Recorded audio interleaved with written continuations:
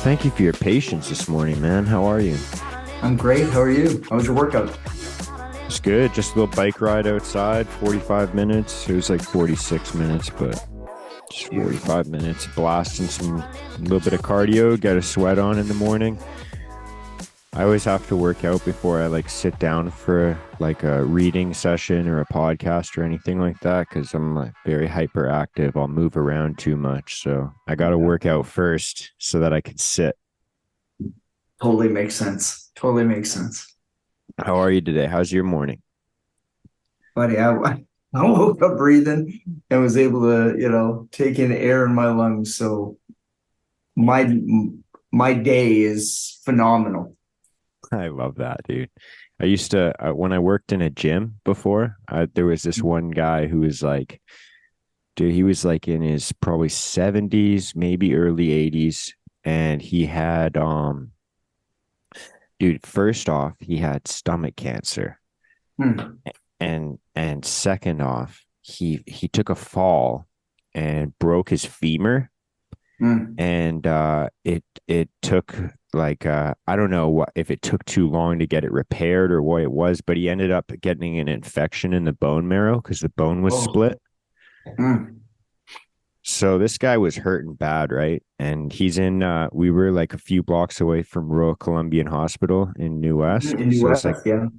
We were a 10-minute drive north of there. And he would come in every single day and I'd be like, "How you doing today, sir?" And he'd say, "Well, I woke up on the right side of the ground today, so we're here." And he would come to the gym every single day. And that was the only thing he's like, if I can come here and move and see people smile, that's the only highlight of his day. Yeah, well, I would even say that it added quality, or I would maybe even quality to his life, because he's going through these hits. And when he can come into a gym and have people smiling and doing stuff, it's an injection of hope. And you got to have injections of hope every day. Absolutely, man. How do you find that? Do you ever have days where you just wake up and you feel worthless and you feel directionless, or how do you find that in your life? Well, I don't have as many where I wake up directionless or without any purpose, or I don't wake up days where I'm like, I wish I didn't wake up. I'm thankful I don't have those days anymore.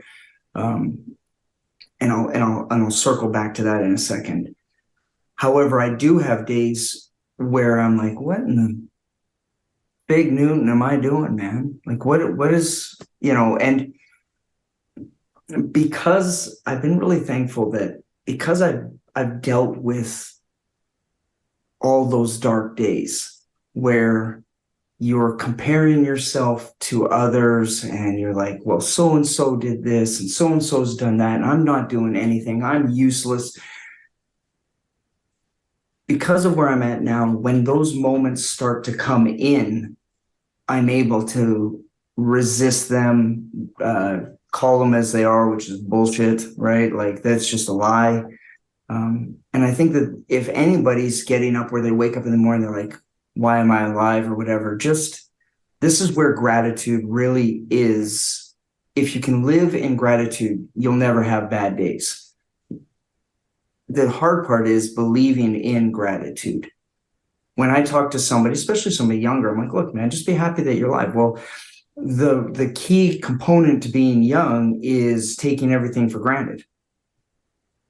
Yeah. So it isn't until you reach a stage in life and age, or you've been hit by life hard enough where you're like, okay, I'm 25, I've lost a leg, or I've had significant loss in my life, or whatever. You've had trials and tribulations that only then at a young age are you able to, usually they're looking at everybody else and being like, look, you should probably shut your pie hole and be happy with what you have. Not with what you have, but with all the gifts that you have. Yeah, yeah. How do you like in my life I've noticed that I kind of flip-flop between the two, and I rarely have middle ground. I don't know if that's like a normal thing or an abnormal thing, but like it's like I'm always like either like, yeah, I'm worthless, or I just wake up feeling like an abundance of, I think I can give something to somebody special today. Like I think I can do something that will make the world a better place. Like there's those days where I just feel like I can contribute to the world. And I just feel like it's always the extremes. Like it's always like 0 or 100. And no matter which extreme I'm at, I detest the other side. You Mm-hmm. know what I mean? Like Mm-hmm. when I'm feeling down in the dumps and then someone's like super like, dude, you have so much to be grateful for. You have so much like look at what God's provided for you. And then I'm just like fixated, like, yo, Yeah, but you're just giving them the finger. You're like, yeah, shut like up. I'm I don't I'm want to like hear your voice. and then the opposite is so true as well. Like when I'm at like 100% and I'm like so like the world is like vivid in color and I'm just like feeling good and I'm feeling like I can offer something to the world, and I hear someone being negative and I think the same thing that you think, like what you just said. Like it's like, dude, shut your mouth. Like what are you even being negative for right now? And Right. it's like this constant judgment of the opposite side of how I feel. Do you ever feel that? Well, and I'm glad that you brought that up with the extremes because both my ex-wives, actually, any woman that's been in a relationship with me in my lifetime will say that Marcus is black or white, and he needs some gray. And if anything I've gotten in the last few years is, um, when a pendulum swings to extremes, it's not good either way. And that there is nothing wrong with being in the gray and being in the middle. Now, the problem with being in the middle is people assume that you're not going to swing to one direction or the other. So if you're in the middle and you're swinging more towards those depressive moments, well, if you're starting in the gray, you cannot swing fully. You just won't. You won't swing fully one direction or the other. And so being in the middle and then rotating in between is a phenomenal way to live your life. Extremes of anything are never healthy, ever. I don't, and this is going to catch some flack because there's people who are like, well, I never succeeded in my life unless I went 150%. True. To get to a certain place, you're going to need, especially in a competitive market. Yes, I understand that. Get it. Got it. Good. However, living a life in this world that we're in right now, live in the gray and sit there and take your good moments and take your bad moments. And I'm going to say this, it was part of a thing that's really been heavy on me is, love people where they're at. Love people where they're at this moment. Now, if I say that and people are like, yeah, man, I should love people where I'm at. Okay, now good. Now turn the mirror and flip it the other way around. Love you where you're at. Because if I love myself where I'm at, good or bad, happy or sad, mad or glad, that's about as much poetry as I'm going to get. If I can love myself where I'm at, then I can love someone else where they're at. And loving someone where they're at is your first amount of grace. And if you can show yourself grace and show them grace, those extremes are less impactful. And look, there's something to be said for overly, above the top Tony Robbins kicking in the doors. I'm Mr. Positivity. I fucking love the. And then, right, okay, and now you've alienated yourself from about 90% of the population, and you're not going to be heard or understood from people who are being around you, as well as negative ones. If you're a negative point of sale, piece of shenanigans, then nobody's going to want to be around you either. However, if you can just gravitate in the middle and be like, okay, personally, just bear with me. I'm going to shut up in a second. Is if I'm around somebody who's just everything is negative, right? Everything. The wall is white. Yeah, but it's an ugly fucking white. Hold on. Okay. You are really in a bad place right now, man. And you are in some pain. And I get it. And I get it. And you got to get through that pain. I just want you to know that you don't have to always be in that pain. Just shine a little bit of light. Now, will it be rejected? You're damn right it's going to be rejected, because anybody that is that angry and that dark and that visceral in their rage, me coming by with my little Tinkerbell smile and, hey, how are you? Man, I'm going to get slapped. But if I accept them for where they are and be like, look, brother, sister, I get it. I get it.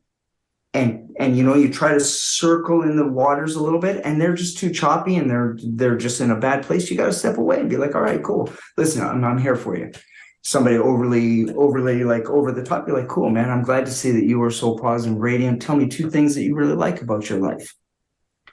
Because there's a lot of people who fake it. They'll fake their positivity. Man, I'm so happy to be alive. Why are you happy to be alive? Because I've got $20 million in the bank. So you're happy because of the money that you got? Yes, because money is king.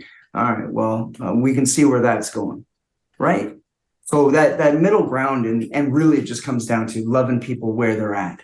And not even loving, like I say love, people are like, oh, wait a minute, I'm not loving anybody. Respect where somebody's at, right? Yeah, yeah. You said a few interesting things, man. It was you were talking about loving, like, so you said you got to love someone where they're at, and you said before that you have to. I'm suggesting that you love someone where they're Yeah, at. yeah, yeah. You don't Well, got to do anything. I kind of I agree with you. I agree with you. So I'm saying it's probably like you got to do it, um, but before that you said before you can do that you got to love yourself where you're at. Mm-hmm. And I know that in my life, and I don't know if anyone else kind of feels like this or you felt like this, but it's like I kind of I maybe I don't. I'm trying to think of a way to word this right now, but just give me a second. It's like I struggle more with loving my past self than I do with loving my current self. Like there's kind of like a guilt or a shame, or Mm-hmm. that's always been kind of the common theme of a lot of mental suffering in my life, is like kind of just like wishing, like, like I said, like it's kind of like a guilt or shame about my past. And I've found it difficult to not come to terms with where I'm at today, but just kind of like when I look at some of the defects that I have in my characteristics, I think like it's like my past self, like it's kind of like a vibration from an impact that happened before. Mm-hmm. Does that make sense? Like it's like kind of like difficult, and I guess this is a long-winded way of saying it, but it's like kind of just difficult to love my past self. Well, okay. And when we look at our past selves, there's very few people who look at their past selves and are like, I really like that person. Now we will find people who are like, I had a happier time in my life. This happens a lot of times when people are older. They say they were happier in college, right? That they live in the glory years because their whole life was they were a star athlete, or they had the best life, or they were whatever they claim to that part of their life. And they're like, that was my better part. And now I'm a miserable SOB. And we're just reversing it for people who had, past where they weren't happy, and that now they're doing better. At that extreme of what I would suggest to people who have shame and guilt and regret in your past is to look at it honestly and say, what am I learning from that? Because there is nothing negative that has happened in your life at all, nothing that you cannot look at, and the Lord will sit there and show you, look, moron Marcus, look at this that happened. And again, I don't like to dive too deep on this because it eats up a lot of time, but I said this to somebody today. Triggers, okay? Triggers. When you think of that word and you think of some person screaming in the camera and there's a negative association with the word, whereas if you look at triggers as a blessing, I am thankful for triggers because it shows me, through the Lord gets to show me Marcus, you still need to work on this. Mm-hmm. Um, I'll watch something. I think there was something to do with a child being molested. And I thought, I can watch this because I've come to terms with all the stuff that's happened in my past. I'm good with it. I talk about it all the time. And all of a sudden, my heart started beating a little faster. Anger started coming in a little bit. I started to rage a little bit at the moment. And I was like, wow. And that's when I got this from a woman named Jackie Perry. She's one I stole this from, and she does a way better explanation of it. But I was able to sit there because of her saying that. It was in my head. I watched this. I was like, okay, so I really do still need to work on this. And by me looking in the past and being able to work on it and work through it and have the Lord heal the cancerous stuff that's inside of it, I'm now able to talk to someone else about it with just a little clearer vision. People look at our past, we look at our past with regret, and I do, man. I think about times in my, like, I'll give you a perfect example that just popped up a while ago. My ex-girlfriend and her son, who I love as my own, had to pick me up at 22nd Street Station, or maybe it was near New West. I was passed out. I was passed out. They drove and found me there. I don't know how they found me. The Lord sat there, and my son had to watch me get in the car. I'm dirty. I'm just hammered. And he'd seen me like that many, many times. Now, when I think about that, I have shame and I have guilt and I have anger. That being said, when I'm around somebody who is going through it and they hate themselves for what they've done, I'm able to sit there and be like, A, authentically, I understand. B, what do you want to be that person ever again? No. Can you use that pain and regret and shame and all the negatives to just talk somebody through a dark moment? Can you, Mark? Can you take that the stuff that you really have that's in the dark that you have shame and regret for? Would you be able to sit there and talk somebody off the ledge? And when I say that, I use it metaphorically, off the ledge of losing it. Would you be able to? Yeah, 100%. Then you can't have shame or not, you can't, but then how about we lose the shame and guilt and regret and say, well, thank you for that awesome opportunity to assist somebody that I can be a bright light to somebody about something in that darkness. Lionsgate Bridge, how many people jump off of that thing a year, man? There's no stats. They can't even possibly get the number.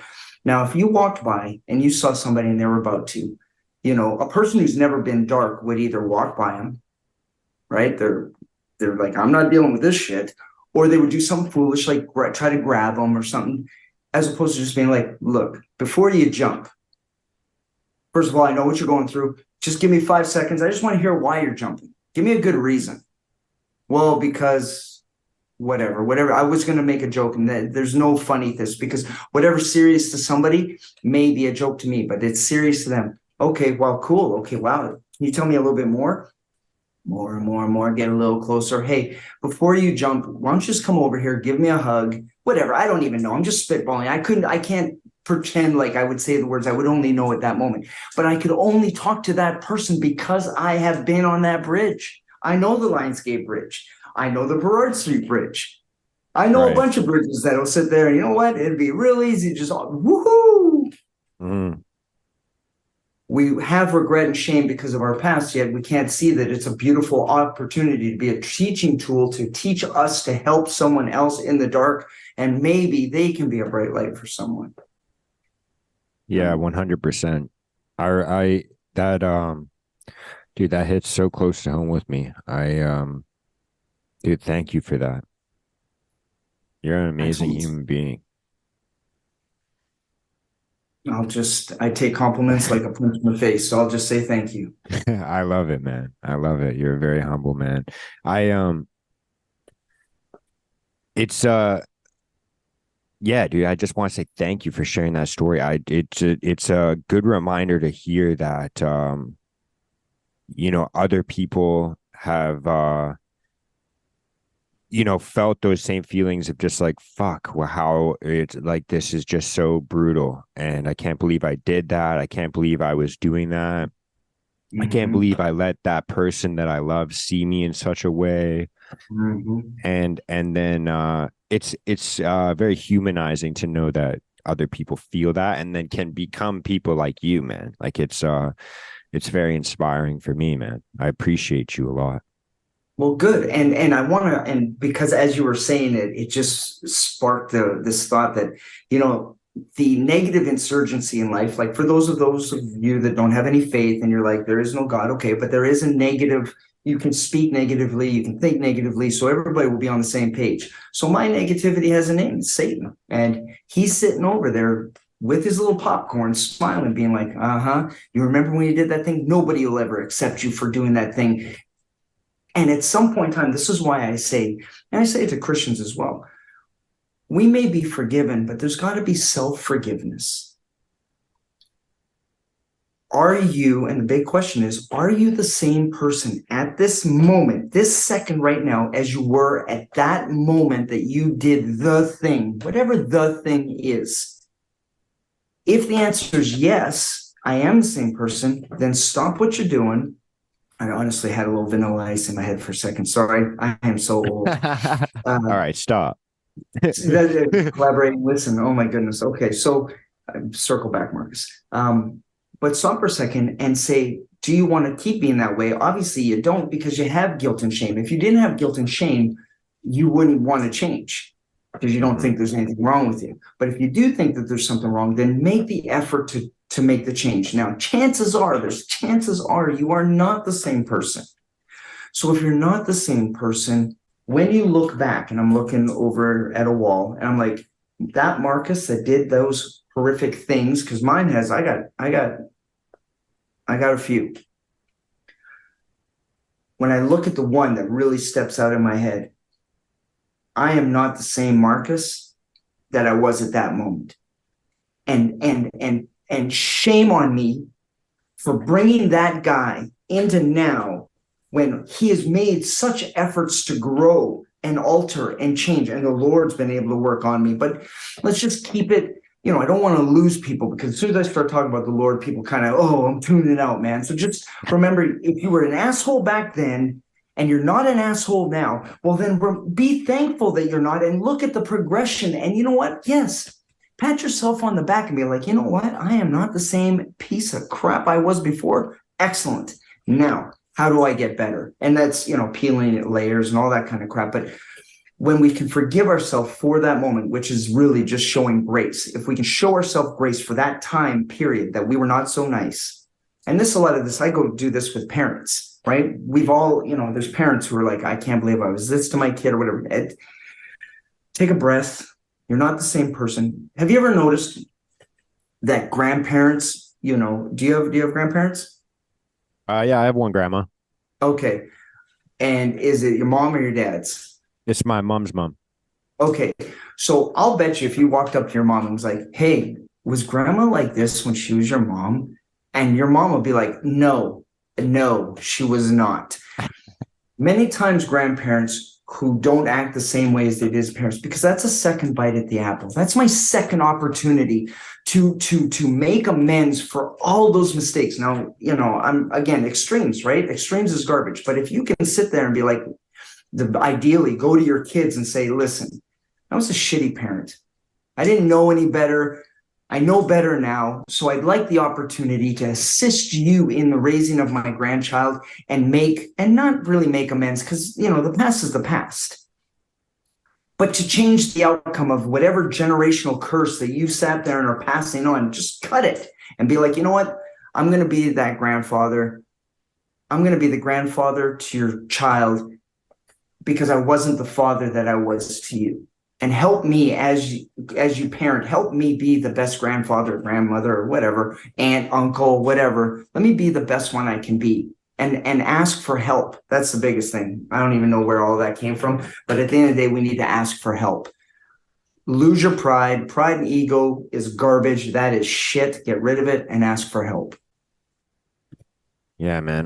Dude, it's crazy how accurate that is when I think about, because like I said, I just have one grandma now, but obviously I've had other grandparents in my life. Mm-hmm. They're just not with us anymore. But Mm-hmm. it's crazy how I think of that. Like there's it's really common, I guess, for grandparents to treat you.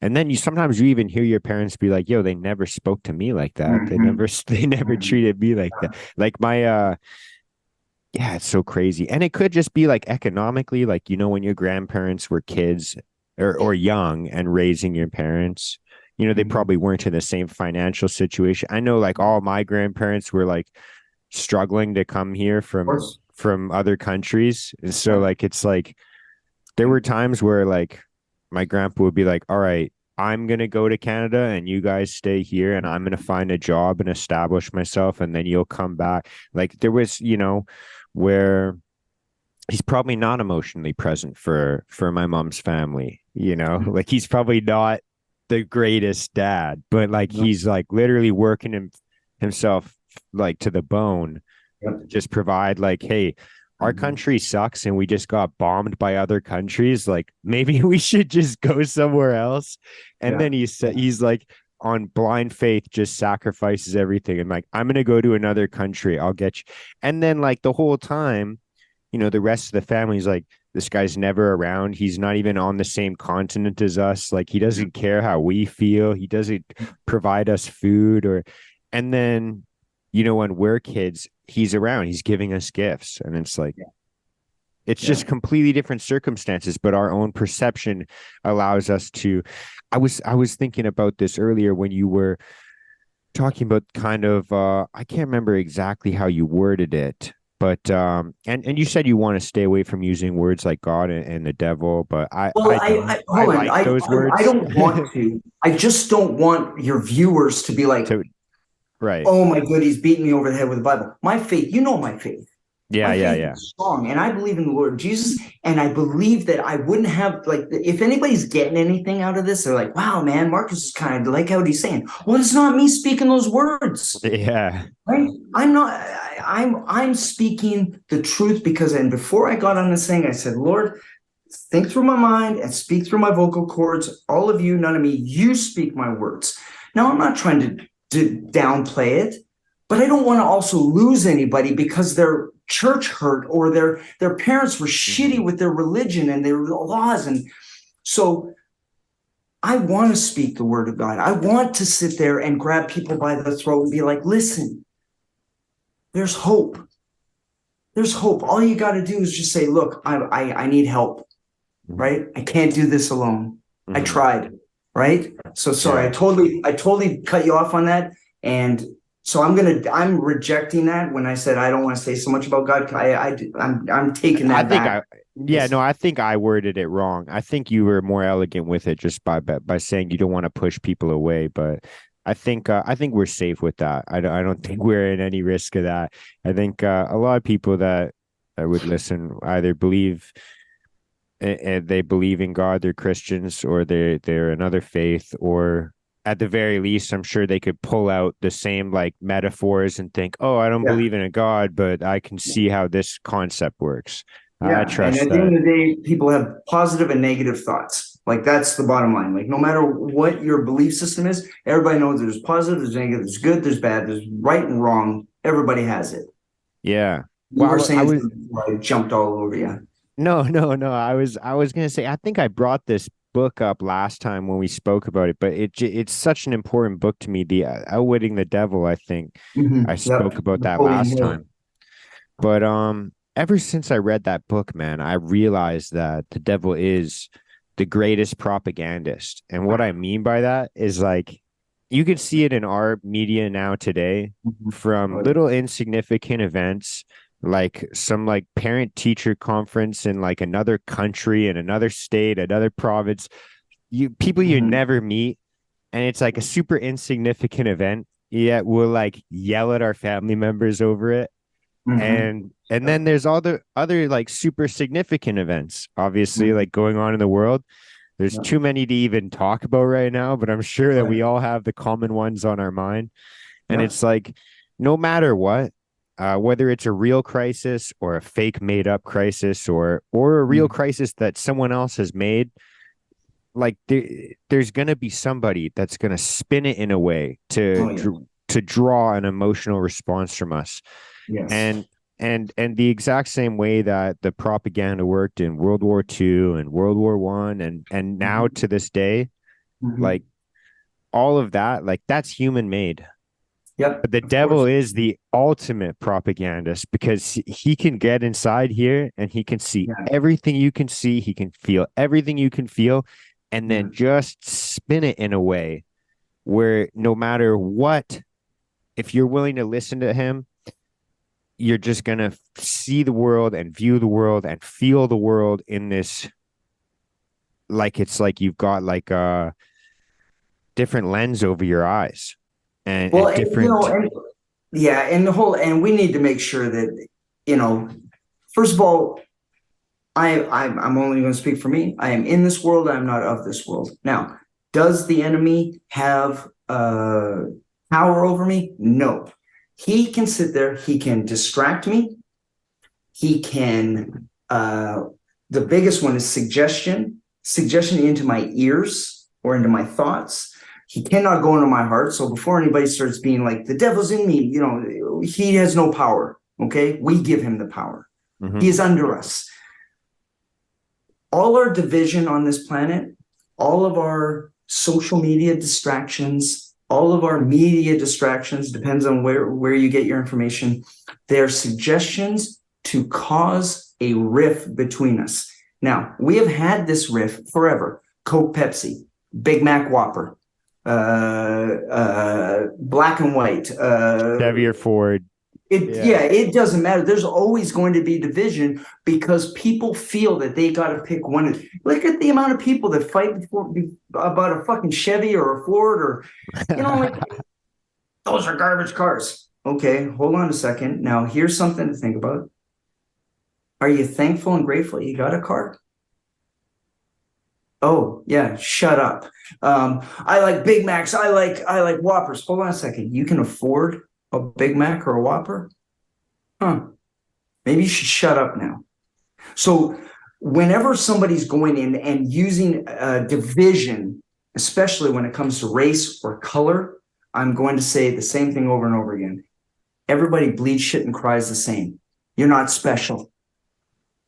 You are no different than anybody else. So instead of looking at our differences, why don't we look at our similarities?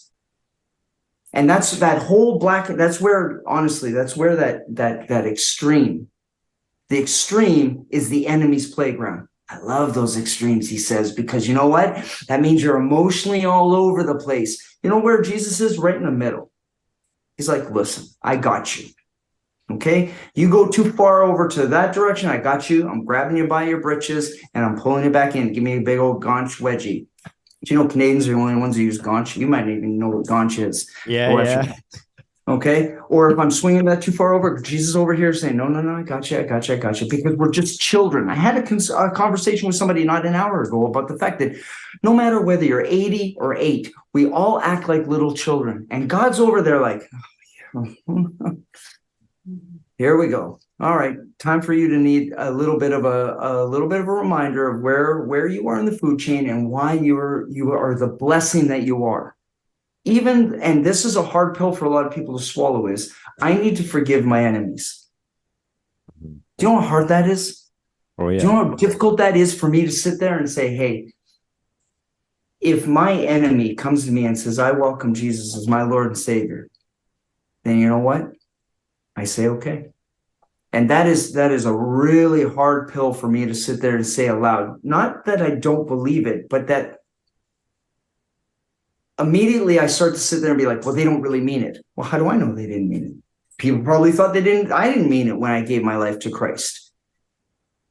Because we're judgy, we're human beings are judgy little bastards. Okay. We're just little kids who are judgy. And we need to stop that judgment because you know what? Our shit stinks the same as anybody else's because we all bleed shit and cry the same way. So stop being judgy, stop being all these things, and remember that everybody show grace, man. Again, grace. Show somebody some grace. And if they are lying about whatever they're lying about, well, who am I to, man, that's between you and God.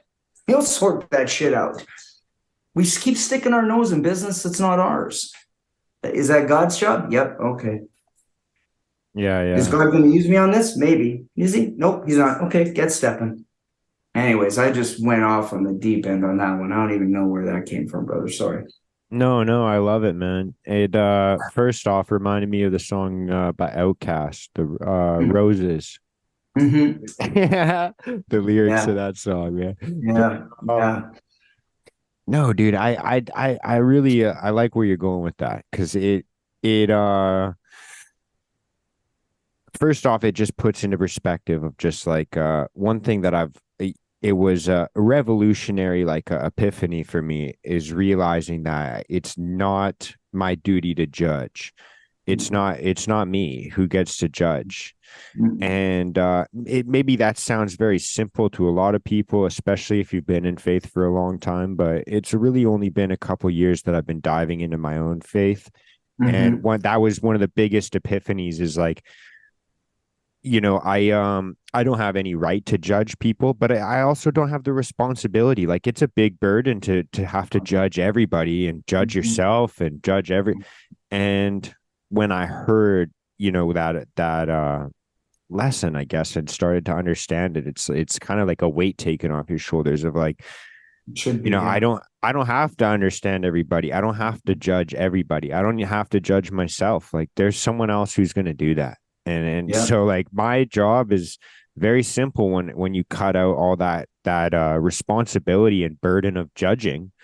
It's like, Mm-hmm. oh, now I just have to operate the best I can. Like I don't Yeah. have to worry about how other people are operating. I just have to lead No. by example. And I pray that the freaking church, all churches on this earth, will listen to this and start getting their heads out of their butts and do that. Because the church, the big reason that we've lost a lot of people to any faith is because the church and their judgy little selves and their poking, poking, poking, poking, don't do this, and oh, you're bad for doing that, and the hypocrisy that goes with it. When you sit there, again, that same adage, I point a finger at you, I got three more pointing back at me. Bottom line, before you sit there and start shitting on somebody, ask yourself a simple question. Do I live in a house that is perfect and with no holes in it whatsoever? The answer is going to be no. You're a flawed, imperfect man or woman, and you're not anything special. So stop judging everybody else on what they're not doing and instead look at what am I doing? Am I being the best version of me possible? Am I doing what God wants me to do? I don't know what God wants me to do. Well, I'll tell you what he wants you to do. He wants you to be a good human being. Love your neighbor as you love yourself. I don't Mm-hmm. love myself. I hate myself. Well, shit, there you go. There's your first mission. Find the things about you that are good. Get rid of the things about you that you don't like, that are toxic, that are negative, that are shitty. Get rid of those, whether that's a person, place, or a thing. Get rid of it and start to sit there and love yourself. And Lord above, go and find the people that you do care about and tell them that you care about them.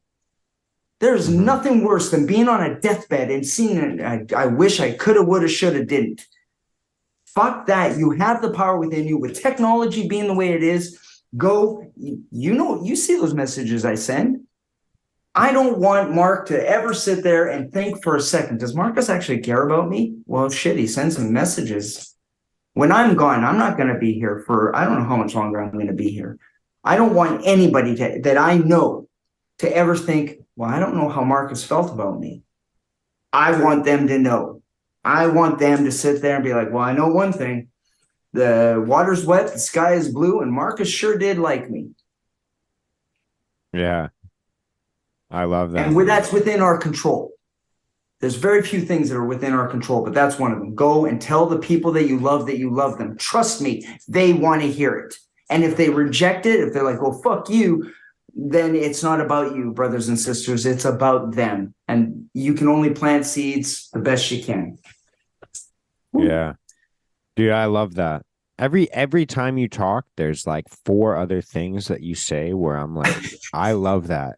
I Just keep like me focused, man. You gotta rein me in sometimes because I no, go all over the place. dude, I love it. The way that you speak is the way that my brain functions. So that's why I love connecting with you, man, because our it's like our brains work the same way of just like, here's an idea, let's see where that Yeah, goes. Here's an yeah. idea, let's Well, see it where can be that goes. frustrating, I'm sure, for people that are listening, though. And I have to apologize if I went on a train of thought and you're like, I'm digging this, and then I went hard right, and you're like, well, where the heck is he going? I apologize in advance. Just understand that I speak as I'm speaking. There's stuff that comes out, and it's not from me, Mhm. No, no, I right? love it, Ben. So I that's love I it. think that's important that you and your listeners understand that if all of a sudden I went off on a tangent, it's not me, man. It wasn't me. No, Yep. I love it. I'm not trying to say anything negative about it, man. I love it and appreciate it. That's one of the reasons I love talking to you, because I do the same things, and I feel sometimes self-conscious where I'm like, this person probably thinks I'm a lunatic. Like they probably think I'm all over the place. And I am. So, Well, and I but mean, and if they do and they haven't said anything, well, that's on them. Then they should sit yeah, there and they should say something. Hey, because that, communication really is. If we look at communication, communication is I communicate to you, you listen, you don't wait for your opportunity to talk, right? And that's unfortunately when we're speaking, we're waiting for our opportunity to jump in. It's not that. Listen to somebody. And if at the end of it, if like, let's say I'm talking to me, I'm talking to Marcus, man, you were on it for a second there. And the worst part is when they're like, do you know what you just said? I'm like, I have no idea. Like I've got people right now, they're gonna be like, how'd the podcast go? I think it went okay. Like, what'd you say? I haven't a clue. I don't remember anything that I say, ever. If I remember it, I know that's from me. mhm. If I don't remember it, then I know it came from the Lord. That's funny, man. Every time I finish recording, I get out of my office here, I walk outside, and my girlfriend usually goes like, "Hey, how was the podcast? How was everything?" And I'm like, yeah, it went pretty good." She's like, "Yeah, what'd you guys talk about?" And I'm like, I don't know. I'll let you know when I go back and listen to it. Because Yeah. when I'm recording, when I'm Mm-hmm. like speaking to somebody, it's so different than when I listen back to it. When I'm here, there's so many times when I listen back to myself and I think like, oh, why did I like respond to this thing they said when they said something super cool? I could have gone down this avenue and I could have done this. And I'm Right. listening back, and it's so different because of what you just said. When I'm in the conversation, there's so many times where I don't know what to say because I was literally just listening. I'm just sitting there Mm-hmm. listening. And Mm-hmm. when I listen back to it and I hear what you're saying, I hear what I'm saying, I'm thinking about, oh, I should have been thinking this. I Mm-hmm. should have been thinking Mm-hmm. about my next response. Mm-hmm. And then I'm like, this could have gone so much better if I had just like pre-planned. And then every single time I just come back to the idea of like, no, but I also just love talking. Like I love to just like be in a conversation. Like the moment I had earlier, man, it was literally the first time I've been in a podcast episode where I was almost brought to tears because I was just listening to what you said, and Mm-hmm. it ignited a like an emotion inside of me that I guess I haven't connected to in a while. And it was just hearing you say it was like I felt like I was watching you say it to my younger self. Yeah. And it was so beautiful. And I was just watching. And then after you stopped talking, I was like, I don't know what to say. So I just said thanks. Like that's all I knew what to say. It was just like, hey, thanks. My brain was blank because I was just listening, and like it was really weird. It was cool, man. So again, thanks. I don't know what to Good. say. Good. Thank you, Jesus. Appreciate you speaking through me on that. I love it, man. I love your energy. I love you as a person. I love you, man. You're such a great person, man. And what before I don't want to let you go yet, but I just feel like I love talking to you, man. What kinds of things are you getting up to this weekend? Like what's been up with you, man? I don't really have much going on. Next week, I'm going to Utah for a couple of days to teach some women's self-defense courses. Then I'm going back to Arizona which was supposed to be a vacation, but it's working. It's turning into, I've got some small men's groups that I'm going to be chit-chatting with. December, I've got a shooting course that I'm going to in Oklahoma. Go to California for 3 or 4 days again to teach some women's groups. My life is kind of all over the place. I don't know what I'm doing. I just kind of I'll plant seeds. Sometimes I water seeds. A lot of these things that are happening are from seeds that were planted a long time ago, or like California is because of it's the sister of a guy that I'm going to work with in Utah, right? So I've got some books that are I've got some friends that are helping me writing some books, and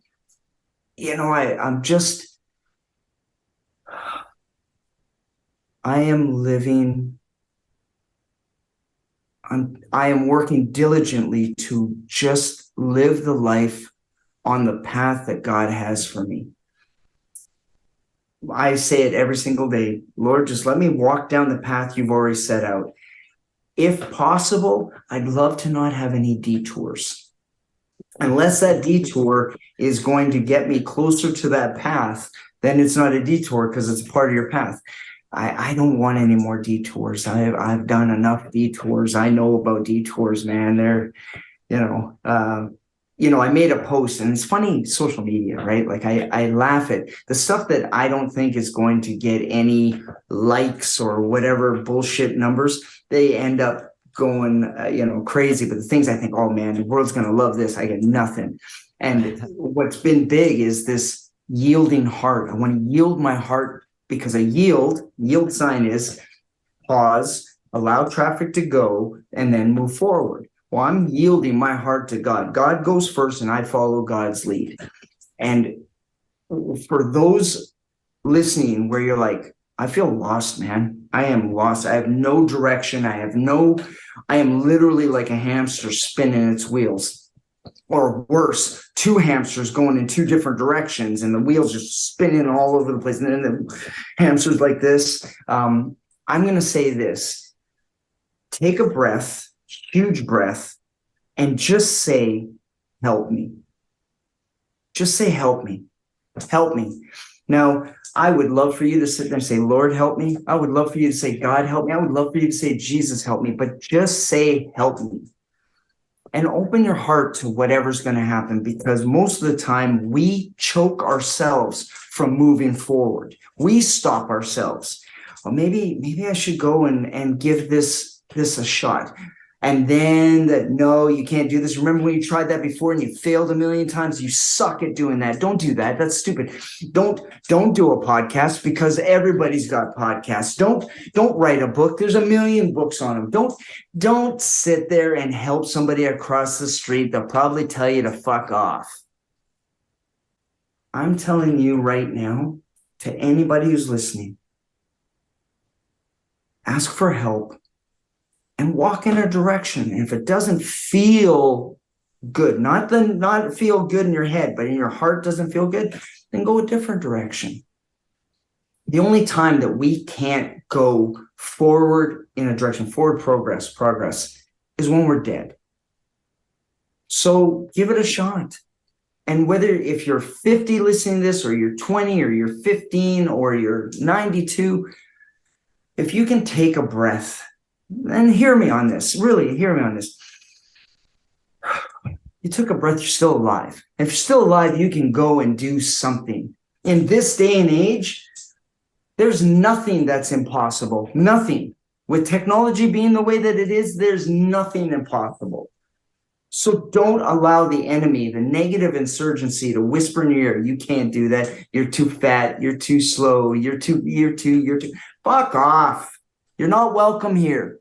Kick rocks, as my good friend Brolick sits there and she's like, the enemy can kick rocks. Kick rocks, beat it. Don't let negative insurgency stop you from doing something that you think that you might want to do.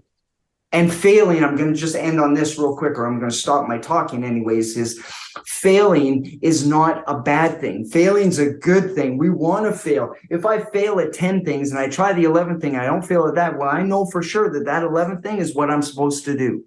Failing is great. Oh my goodness. If I had grown up and somebody had had the balls to sit there and be like, Marcus, D's, E's, and F's are not that you're retarded. D's, E's, and F's are not that you're a loser. D's, E's, and F's are not that you're stupid. D's, E's, and F's know that this is where that doesn't work, Marcus. Now keep trying again and go over this way and go over this way and go over this way. And I don't hate or show I don't hate the teachers I had as a kid. They didn't know any better. Mm-hmm. Just like the teachers now don't know any better. Now it's worse for a teacher now than it was back then.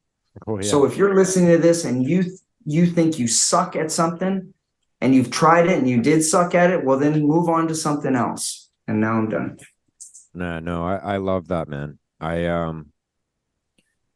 It reminds me of something that I've been thinking about a lot recently, especially like growing up throughout my like teens and early 20s. Man, I had just, I wouldn't say the worst cars, but like, for example, my first car was like, it was given to me for free, a blown clutch, blown, like everything was like, I had to redo everything except for the engine block and the tranny.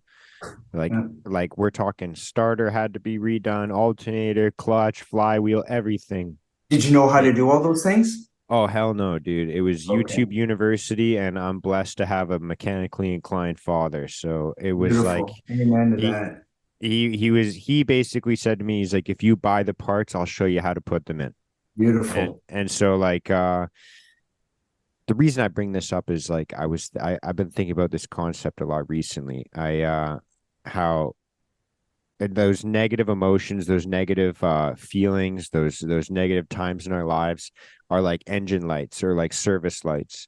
Mm-hmm. And I think back to my grandpa's car. It was like this old Grand Marquis. You know those Mercuries, like the big boats, like super wide cars. And when I was like 18, I drove his car when he passed away, and there was a piece of a black electric tape over part of the dash where the engine light was. Because he didn't want to see it. yeah. He couldn't get the light to go away, and he was like, I just don't want to see this. I want to pretend it's not there. Yeah. And I think about that concept so often of how we try and just we get a pain, whether it's a physical pain or an emotional pain or a spiritual longing for more. And we think, I don't want to see that. I don't want that in my brain. I'm going to cover that up. I'm going to push it away. I'm going to look somewhere else instead of investigating, like, why is this here? Is this a problem that I can solve? If not, like, do I need to ask for help? Is there someone else that can help me with this? And like you and I, like, and a lot like it's difficult if you don't know who to ask for help. And it's sometimes we get confused on what we can do by ourselves and what we need assistance with. And it's just a concept that's been in my head recently of like you got to know when to call your mechanic. You got to know It's a weird metaphor, but it's just something that's been like in my head recently of like this idea of like, do you want to cover up that service light, or do you want to like do the service? Do you want to do like the actual maintenance to get rid of it? Yeah. Just as you were talking about your first car, I started getting, again, I don't know you, I don't know your relationship with your father, I don't know any of that stuff. However, I will say the fact that you had this piece of shit and 95 Suzuki Sidekick, it was teal. Oh, I can picture the box right now. Now, the fact that you had this car and you worked on it so much, and that your old man was like, look, get the parts, I'll show you how to do, and you had YouTube and the sweat equity that you put into this vehicle. Did you appreciate the car? Oh yeah, man. Okay, so I want people to listen to this real quick, that my man sits there, he gets a gift, and it's a shitty gift, or at least to anybody who was watching, it'd be like, that's I thought at the time. right? You think it's a shitty gift. And then with that shitty gift, you get to have memories of you and your dad working on something together, positive or negative, it doesn't matter. Still time that you got together. You got to learn how to sit there and fix things in your car. This car went from a piece of shit to something that you appreciated. You got help from your father. He guided you and helped you with what you're doing. But when we look at our walks, we get pieces of shit. That's us human beings. We're flawed. Okay, we're Broken. flawed and Yeah, broken broken. and shitty. And we ask for help from our father, and he says, okay, I'm going to give you these, I'm going to help you with it. You still got to put in the work, you still got to do all the things, but I'm going to get you to do what you need to do. And then you end up with this Suzuki Sidekick that's pretty rocking. And you have an appreciation for that sidekick, that vehicle, which is us. We have an appreciation for it, and we couldn't have done it without help from our father. I love that, man. Man, you're the one. You're the one who told the story. That's what came to my mind, and so, yeah, there you go. Yeah. It's I think as well, like it was like kind of one of the I want to first off appreciate how beautiful that metaphor was, especially the last thing you said of like we couldn't have done it without our father. That is, No. dude. And remember, I grew up with no father. Mhm. My dad died when I was 3. My mom raised me by herself. I've been raised by women my entire life. Father's Day was a day that I hated. Father's Day. I hated it as a kid. As a parent, I hated it because my kids, all of my kids, with the exception of Logan, which is my biological, there was still this, well, they're not really my kids. They're not my blood. And just the ignorance that I had back then. And I figured now that I have a father, and my father's been with me my entire life. Never once did my father leave me, ever. All the times I should have been dead, all the times that I thought I was going to kill myself, all the times that I had all these things, my father was there the whole time, guiding me, edging me, smacking me on the butt when he needed to, giving me talents, giving me skills. My father never left me. So if you're listening to this and you're like, well, that father metaphor is great, but I don't have a father. You do. And if you do have an earthly father, your earthly father was guided from your heavenly father, and you just got to double up. Many times our uncles end up being the father. And the bottom line is that the Lord will sit there and use anybody they can to help us on this path. And if you were one of the few that you grew up in child foster system, or you really did do it on your own, you were never alone, ever. You were never alone. You're still here. You're still breathing. You're still able to hear this. Believe me, you still have a purpose. The Lord is here for you.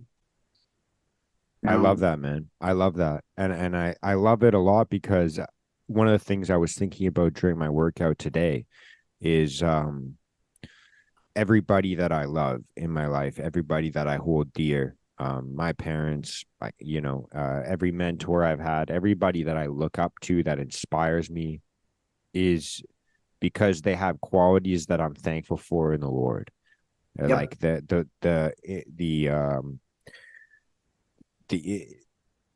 discipline, the compassion, the love, the patience, the every quality that I've written down in my journal that I wish to embody, that I look up to other people that they have it, and I think I want this, is always a quality of the Lord. And I think that when we, like you just said, like when we recognize that those qualities are present all the time, it's just who do you like? Because we have such a difficult time conceptualizing what God is.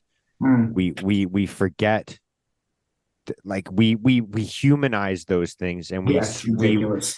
we portray them in other people, and it's like almost like a form of idolatry of like, if I had this person that loved me, that cared for me, that had patience for me, that understood my emotions, that cared about how I feel, if I just had that, like everyone's got their own version of that, whether it's not having a father, not having a mother, not having a boyfriend, not having a wife or a husband or whatever it is.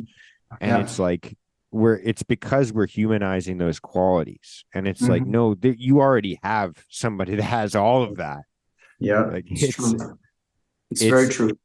it's such it is a slap in the face because you kind of think like, oh, I'm longing for this thing and I already have it.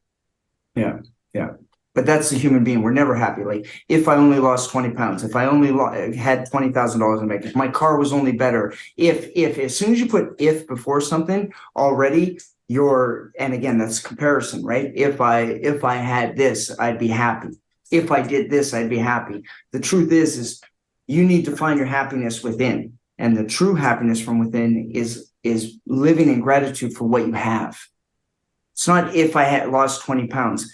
Well, I'm alive right now. Yeah, I got a little bit of Dunlap's disease. Well, I should probably do something about that. Well, if you want to do something about it, you'll do it.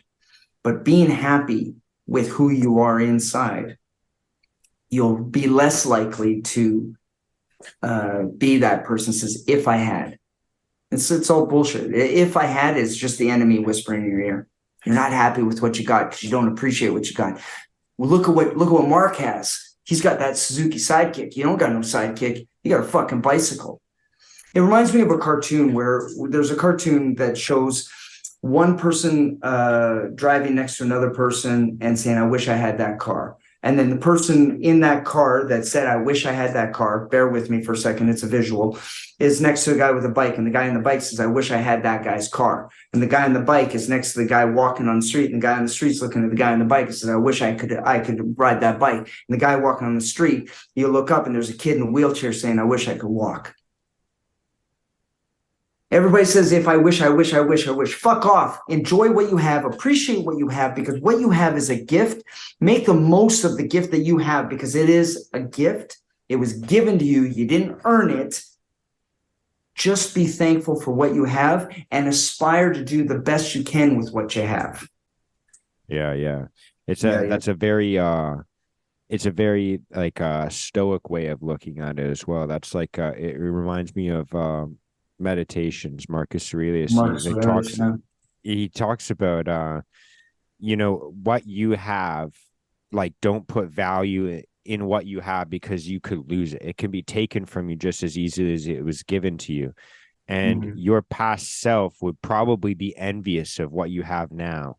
Mm-hmm. And there's probably other people looking at you the same way that you look at people that are Yeah. envious of you. Like the exact thing that you just said Yeah. is Yeah. it just sparks. That's another one of the most important books of my life, and just reminds me of that, man. Yeah. I And I love, and I don't want to, I got a plethora of people who live a stoic lifestyle and they do it. And and the answer to them is always, hey, Marcus, what do you think of this? I'm like, look, cool. I look at the Lord. I am nothing. I am nothing. I can only do things through Christ. You are reaching and going and as human beings, that's the gift of being a human being, man. You can go and you want to go and say that this kumquat is the reason why you have the best life, then right on, man. Go and eat that, whatever. Cool. But no matter what, scrape all of it away, and it's going to come down to how you look at yourself inside, and look at yourself inside. Take a hard look.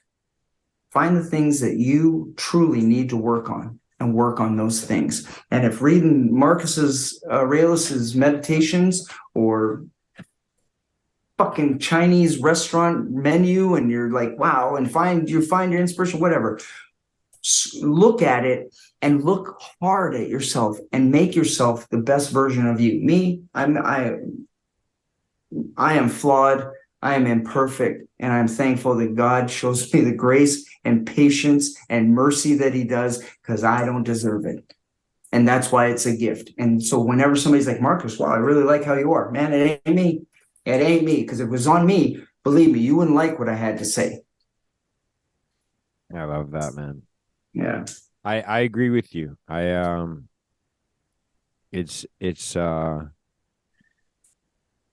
it's so easy to attribute the good qualities, the good conversations. Like when you say the right thing and someone's like, wow, you really helped that person out earlier today. And it's so easy to attribute that to like yourself and be like, wow, Yeah. I am pretty great. Yeah. Yeah. Yeah. Have I like I told you said, how awesome I think I am? oh, Yeah. dude, like I said, it's very natural for me to just be like, I am great, and then the next day I'll just be like, I'm zero, I'm Yeah. nothing, Yeah. I am 0%, Yeah. and We need to get rid of that. yeah, And yeah, I say and we need to get rid of it because you're not doing yourself justice by swinging, oh yeah, right? yeah, And you're not loving yourself. So I just want Mark to love himself. And believe me, your girlfriend, your family, the entire world, God will smile if you would just start loving yourself. yeah, And yeah. loving yourself during the shitty times is more Appreciate important than that. loving yourself during the good times. I appreciate that, man. It's again, dude. I think yeah, I don't know. I was gonna ask you earlier. I don't want to eat up too much more of your time, but I was just gonna ask you if you think that that's just the journey of like becoming a man, of just like kind of figuring things like that out, or like if we all struggle with that, or if you know I what I think we all mean? struggle with it. I understand that men are lost right now. I do. I talk to a lot of men's groups. I understand they don't know what being a man is. Women don't know what being a woman is, and nobody knows what the fuck they are anymore. And here's the bottom line. If you understand that you are not your past, that you are flawed, but that you're beautiful, and that being a man, like what is being a man? Well, if I put three men, me and two other men, and we say, okay, what are your attributes? What do you bring to the table? And that person brings I'm going to use, like, let's say, because are you pretty mechanically minded with cars? You're pretty good with them? Yeah, yeah, I'm pretty good with Okay, them. good. I don't need any extras. Just yes or no. Yes. Okay, so I got my man Mark here. Okay, Mark's here and he's pretty good with cars. And I got another guy over here who's like this survivalist guy, man. He can take us into Antarctica and he can come back he'd make his own sweaters. And then Marcus, who can, he's a pretty emotional guy and he's got some cool skills that he can teach people how to kick some ass. And so, which one of us is a man? Because I can't. What Mark, the mechanic guy, I'm useful as tits on a bowl. I can't do none of that. So that makes me less of a man because I can't do what Mark does. Well, I can't do what Buddy over here does. You put me in the wilderness, I'm fucked. Man. I'm barely light a fire. I'll kill six people to sit there and get their clothes. So I'm useless when it comes to that. So I'm not a man that way. Or maybe I am a man because I can throw a beating on people. My point to this is when we put being a man in a box, it's unfair because it's an insult to God's creations and the fact that He created all these different versions of us, as saying that only a man is this or only a man is that. Well, I hate to break it to the people who are listening, but being a man is being the best version of a human being you can be.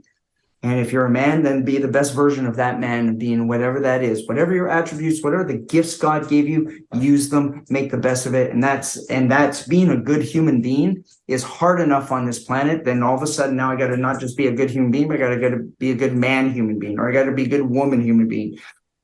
Be a good human being that happens to have whatever chromosomes you have. And just be a good human being and take those gifts and be the best you can with those gifts while constantly asking for help how to be that version of you that you're supposed to be. Wow, man. That might be the biggest takeaway from this conversation I have, because it's so easy, and I know that I know for sure this is one that other people struggle with, because I get messages about this all the time, but it's so easy to be like, all right, I'm a young man, so I have to be a good leader. I have to have everybody like me. I have to be able to motivate other people. I have to be able to kick some ass. I should probably be jacked. I should probably be able to fix everything with my hands, be Yeah. able to shoot guns. I should be able to fix cars. I should be like, it's like there's this, I should be able And to I make can a cook a lot of 16 money. course meal, and I'm Yeah. the best lover ever. And women love me because of how I listen all the time, and my female side is balanced out with my masculine side. Whatever, man. And It's all bullshit. It's all bullshit. it is, man. And it's so crazy to just like have all of these weights on our shoulders, all these burdens of like you while you're while you have to go out and make as much money as you possibly can and provide for your family and make them never have to worry about bills, you also have to be like emotionally available and there Mhm. somehow as well. So with these 24 hours, like good luck Mhm. trying to find a time for yourself, because it's like if you're not working and you're not also there for your family and you're Mhm. not jacked and you're not doing all these things, you're worthless. Like it's so easy Yeah. to feel that pressure and just crumble under it. And but And where are you getting that information from? Like this is something that everyone needs to get their heads out of their asses. Where are you getting your information from? Well, I'm getting it from the internet. I'm getting it from the news. I'm getting it from my fucking like stupid neighbor who's fucking useless as tits on a bull, hasn't worked in 50 years, and he's telling me how to be a man. Like, look at where you're getting the information from. Vet it. Look at it. How much of this is bullshit? Does it really apply? Anytime somebody says to be something, you need to, you must, anytime you hear that, again, that fucking pendulum, 100%, I don't got to do this to be this. Okay. The only thing I get to do, I don't got to, I get to do is be alive. Today, I was blessed with being alive. And while I'm alive, I'm going to investigate this and I'm going to investigate that. I'm going to see what really fits. You know, people ask me why I'm single, right? Why I'm single. Why don't I date? Well, you know what? Because when I go and the woman that I will be with next, that will be my wife. I don't need to stack my body count anymore. And it doesn't make me a man to go and have threesomes, foursomes, sixsomes, eightsomes, and all the bullshit we're told. Love, love my neighbor as I love myself. And as I love myself, I need to find out who the fuck I am. And that is the journey. That is the blessing of being alive. You get to find out who you are and to try to do it without being comparisoned or me comparing myself to everybody else, and not to sit there and get a whole bunch of information and to rightly divide. Is that bullshit? Is that true? Who do I look at? Look at this person. Wow, they're really successful. Whatever the fuck success is, because what success is for you isn't success for me. Because on comparison, again, pendulums, like this whole conversation is going to circle back to one thing. Find you. First of all, be grateful you're alive. Find the light that's inside of you in that darkness, because everyone's in their darkness. Try to be happy that you're alive. If you can do that, first of all, doing that is a miracle. And I'm kind of okay with being alive. At least I'm alive. What can I do to try to make my light a little bit bigger? And try and fail, try and fail, try and fail, fail, fail, fail, fail. Keep trying, keep trying, keep trying. And then you'll get your moment. And then you'll take your takeaway like, holy shit. Wow, I really was supposed to work at Build-A-Bear for my entire life. And I love it. And I love joy in Build-A-Bears. I don't know if we have those in Canada or not, but yeah, we do. okay. All right. I think there's one at Metro Town.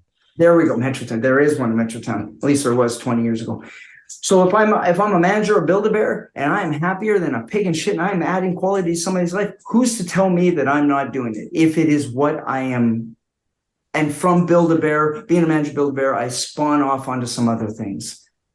Listen, vet who's telling you things, and please, people. I know this is going to be on the internet. I know you're getting this from the internet, and we are so addicted.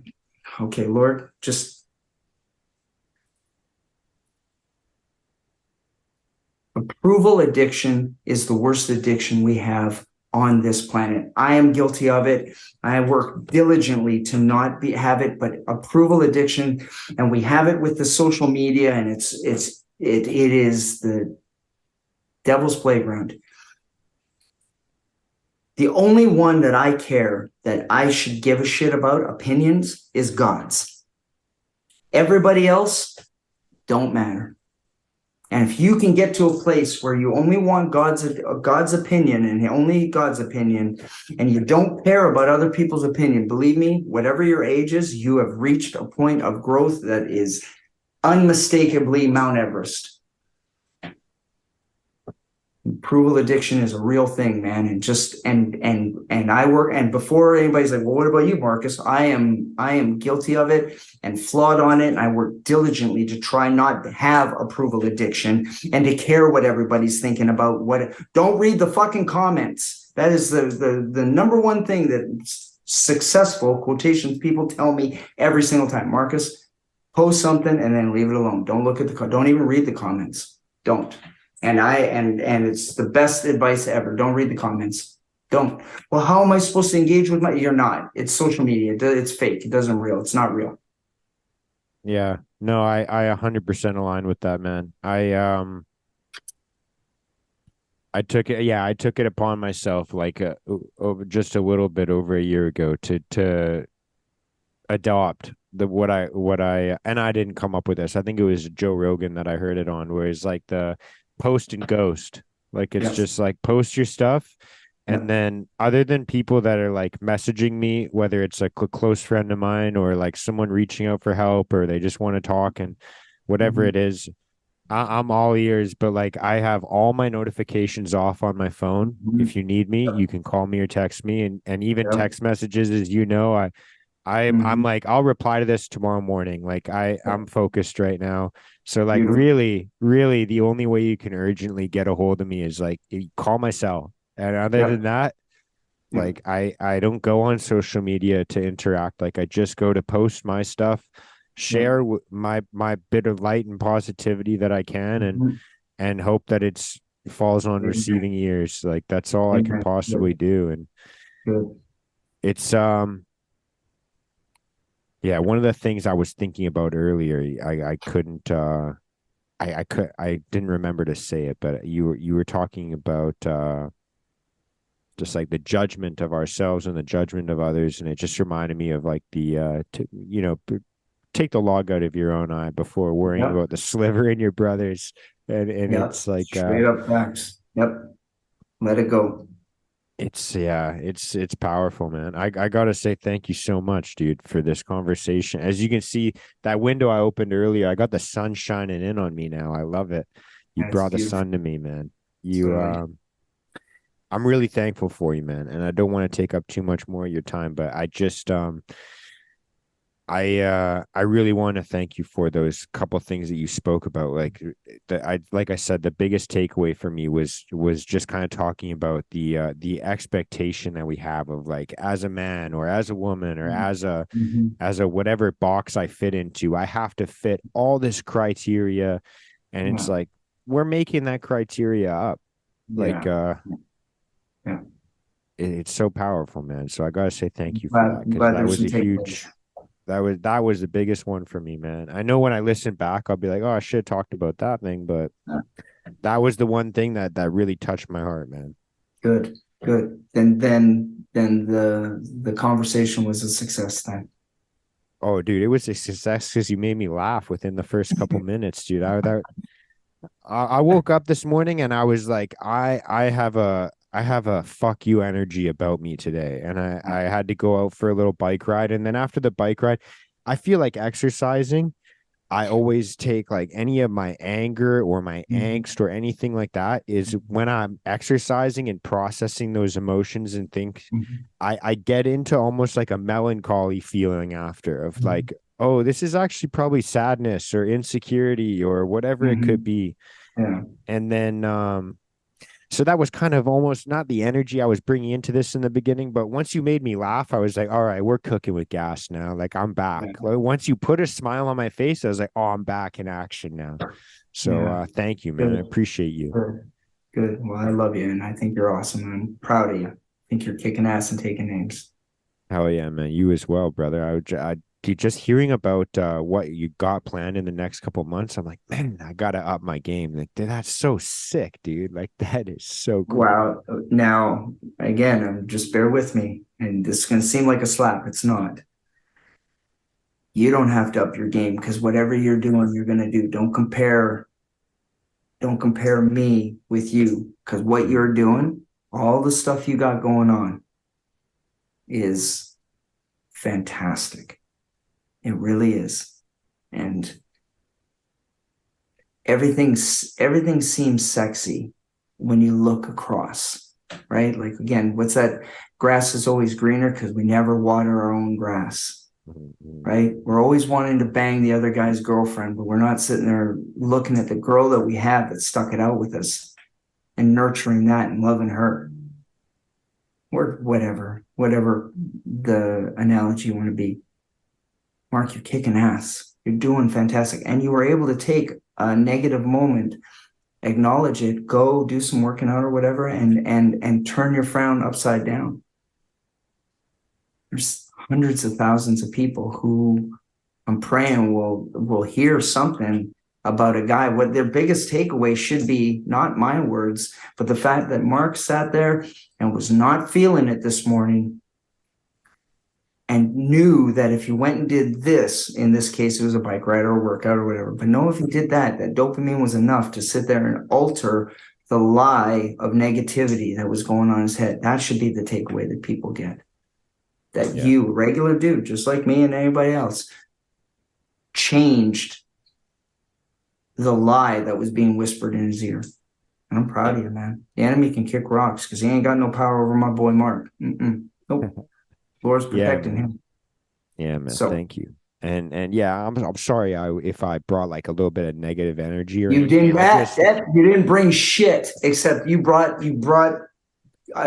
a blessing of God by having me have a chit chat. No, you didn't bring nothing. And I'm telling you know what this is, Mark? Whole lot of these. That's what this is. No, you don't need to be Satan. You don't need to be sorry for nothing. You kicked ass, took name, and it was a great chat. I loved it. Beautiful, man. Me as well. Well, I appreciate you, man, and I suck at goodbyes, but I'll let you go. Well, because it's not goodbye. It's I'll talk to you later. All right. Yeah, I'm gonna probably text you quite a bit today, but I love you, brother. Thank you very much, and love everybody else that's listening to this. Much love and peace out. God bless. Love you all. Bye.